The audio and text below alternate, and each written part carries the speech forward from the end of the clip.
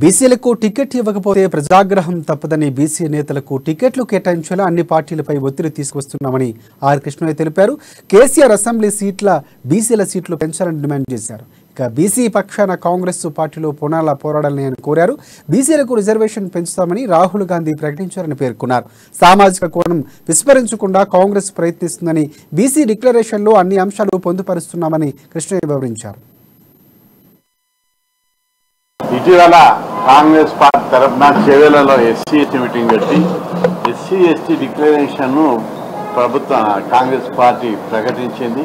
అదేవిధంగా తొందర లోపల షాద్నగర్లో బీసీ డిక్లరేషన్ ప్రకటిస్తామని చెప్పి ప్రకటించారు. ఈ బీసీ డిక్లరేషన్లో మాజీ పీజీసీ అధ్యక్షులు, మాజీ మంత్రి గారు, గౌరవనీయులు కొన్నాళ్ళ లక్ష్మయ్య గారు కూడా బీసీల తరఫున పార్టీలో గట్టిగా పోరాడుతున్నారు. అందుకే ఈ బీసీ డిక్లరేషన్లో పార్లమెంటులో బీసీ బిల్లు పెట్టి చట్టసభల్లో బీసీలకు 50% రిజర్వేషన్లు ఇవ్వాలి.